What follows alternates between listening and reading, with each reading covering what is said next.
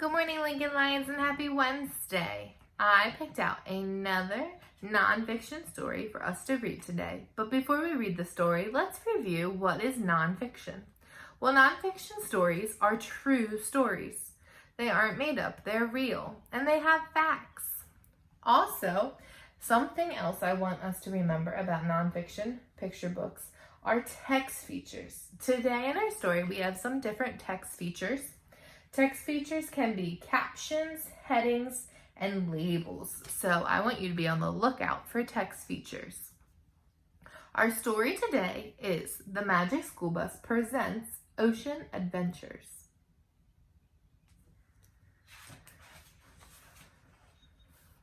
Now, just like yesterday, after I read, I would like you to share one fact with somebody at home about something you learned or found interesting about the ocean. Earth is an ocean planet. Almost 3/4 of our world is covered in ocean. From space, the continent looks like islands. Let's dive in and find out more about the ocean and what lives there, students. Dive in. Uh-oh. Down here is the caption. This is something new. We haven't seen a caption yet. It says, a continent is a large landmass on Earth.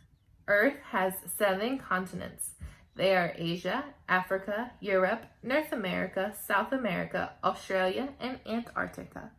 I know you talked about continents in social studies class and that there are 7 of them. Remember, we live on North America.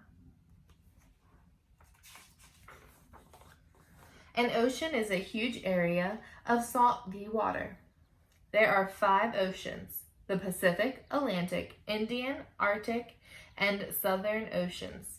The largest ocean is the Pacific. Earth's continents separate the 5 oceans, but all ocean waters are connected. They mix together to make one global ocean. The Pacific Ocean is so big that all the Earth's land could fit inside of it. Students, I hope we're not going there, he says.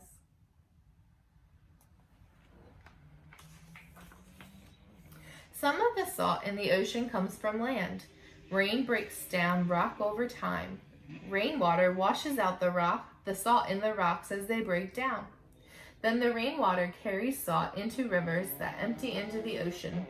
All the salt in the seawater makes it heavier than fresh water. It is easier to float in salt water than in fresh water. I could float here all day. What causes some of the salt in the ocean? It comes from rocks breaking down.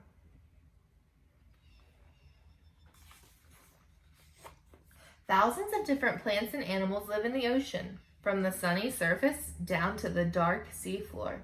The ocean is home to enormous blue whale, jellyfish, and deadly stingers, slime that glows in the dark, and sharks with heads shaped like hammers. Coasts and beaches are where land meets the sea. Animals that live on beaches are underwater at high tide, but must survive without water when the tide goes out. Some clings to rock, while others hide under damp seaweed or stay in tide pools where it never gets dry. So in the ocean, there's high tide and there's low tide. When it's low tide on the beaches, all the water goes out to the ocean. And when it's high tide, it's going to be higher up on your beaches. So it's saying that when it's low tide, the animals that are stuck on the sand, they either hide in the tide pools or they hide like under seaweed where it's kind of still wet. Here is a label. It says that this is a hammerhead shark. These are jellyfish. And this is what a tide pool looks like. This says, tide pool creatures are good at hanging on tight. Oh no, the tide's coming in. So this would be like a tide pool, and this is the water coming in. So it means it's getting close to high tide. All plants need sunlight to survive. It's how they make food. Ocean plants like seagrass and seaweed live only where there is sunlight. Masses of tiny plants called phytoplankton drift near the ocean surface. They are so small they can only be seen with a microscope. This is phytoplankton. You can only see it with a microscope because it's so small. Phytoplankton make half of the planet's oxygen. We should thank phytoplankton for every other breath we take. It says phytoplankton are tiny plants that float freely in the water. They need sunlight to grow. Some of the brightest areas in the ocean are coral reefs. They are sunny, warm, and busy with colorful life. Reefs are piled up skeletons of coral animals. Coral reefs make up a very small part of the ocean. However, 1/4 of the ocean's creatures live in the coral reefs or on the coral reefs. Is there a pearl in there? And this caption down here says a coral reef is made of lots of different corals. Corals are tiny ocean animals related to jellyfish. They have tube-shaped bodies with tentacles. Corals make a shell or skeleton around themselves. New coral animals grow on top of the dead ones, building up a reef over time. Now these are some pictures of animals that live in the coral reefs.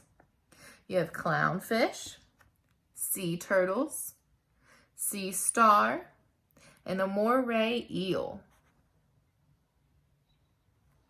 Do you remember what this is? What did I say this is? That is a coral reef.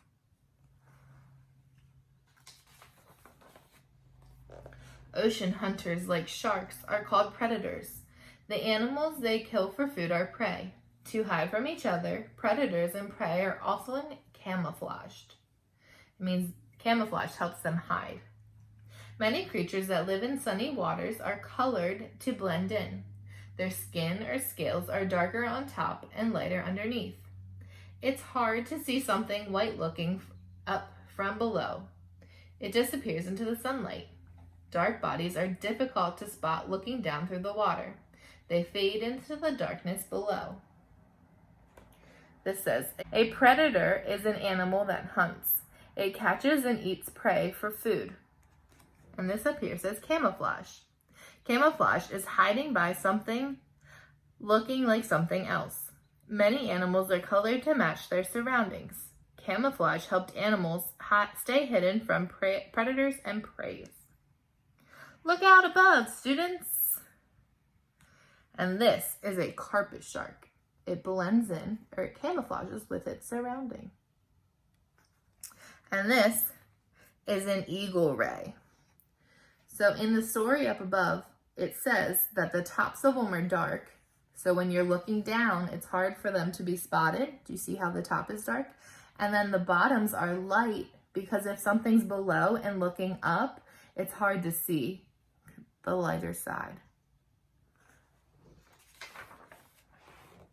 Dive deeper and the ocean gets darker. Much of the ocean is only dimly lit and some parts are very cold. Enough sunlight gets through to tell day from night, but it's too dark for plants to grow. Without plants, there are no plant-eating animals. Food is hard to come by. Still, there are some sea creatures that can live there. Creatures live under great pressure, which is caused by the weight of all the water above. Feel that pressure pulling us down? Or pulling down on us? I don't do well under pressure.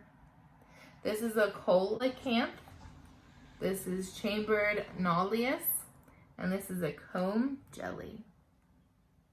So these are the labels telling us what each of the animals are. Lots of weird fish live in deep parts of the ocean. In the deeper, darker water, most are small and are black or brown so they can't be seen. Others, like hatcha fish, live where there is dim light. Their silvery scales reflect the light and help them disappear. Fang-toothed fish and viper fish use their big mouths and spiky teeth to gulp down prey. These fish are very small. Thank goodness, I wouldn't want to meet them if they were any bigger. Hatchet fish, viper fish, rat-tailed fish, and fang-toothed fish.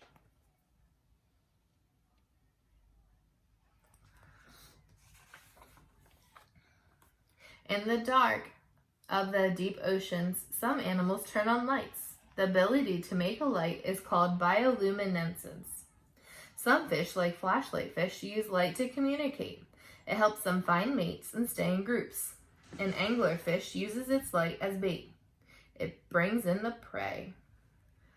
Altola jelly, flashlight fish, firefly squid, and anglerfish. Bioluminescence isn't just for the fish. Some insects use it too. Fireflies have bioluminescence. And down here it says bioluminescence is light that glows from living things. Chemicals inside the animals create the lights. So what other animals have bioluminescence? Fireflies. Most of the ocean is completely dark. It is so deep that sunlight never reaches it. There is no difference between day and night in the dark ocean. Temperatures are near freezing, and the weight of the water makes pressure extreme. It is hard to live and find food. There's less oxygen in the deep water too. I'm glad there's oxygen in this bus. This is a tripod fish, snipe eel, giant oarfish, and a hagfish. So the deeper you get into the ocean, the more pressure there is just because of all the water that's above it. In the deep, dark ocean, there is a lot of hot water vents on the seafloor. All kinds of strange creatures live near them. There are eyeless shrimp, giant tube worms, and spider crabs. Hot water and volcanic gases flow out of the vents on the seafloors. Bacteria grow by using these gases. Sea creatures eat the bacteria. Look at the water and the gases coming out of the vent. This is a spider crab, and this is giant tube worms. And this says bacteria are too small to see without a powerful microscope. They are a type of simple living thing that lives nearly everywhere.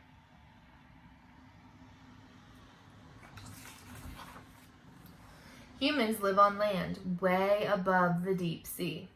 Still, humans need the ocean. We harvest fish, seaweed, and other ocean food. Oil, gas, and minerals come from the ocean too. Seas are also watery highways. Traders and travelers have sailed the seas for thousands of years. It's why most of the world's largest cities are on the coast. Half of the Earth's populations live within 40 miles of the sea. This is an offshore oil platform, ocean fishing, and this is a cargo ship.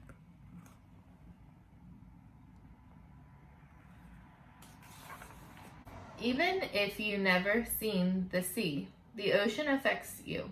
Ocean plants make the air breathable. All life needs healthy seas. Let's get to work, students. Scientists keep watch over the ocean. They check on the water and sea life. Ocean scientists work to solve pollution problems that harm sea life, such as trash, sewage, and oil spills. Sewage is wastewater that comes from the sewers and drains.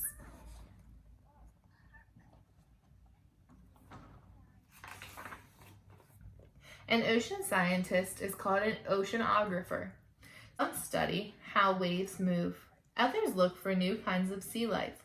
We've explored a small part of the ocean, only about 5%. Future oceanographers will have lots more to explore. What do you think they'll find? There's so much more out there to discover, students.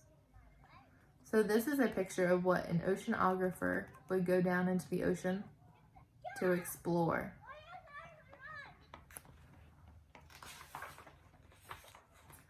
Ooh, do you notice what we have back here? This is a glossary. Our story on Monday had a glossary too. It tells you the key words in the story and then gives you a definition for them. For example, bait is something that attracts an animal so it can be caught. Or, bioluminescence is light that glows from the bodies of living things like fireflies. So glossary is important if you want to learn what a word means. Okay, boys and girls, now remember, I want you to go and share with somebody at home or your teachers one thing you learned from our nonfiction story about the ocean. Have a wonderful Wednesday. Bye.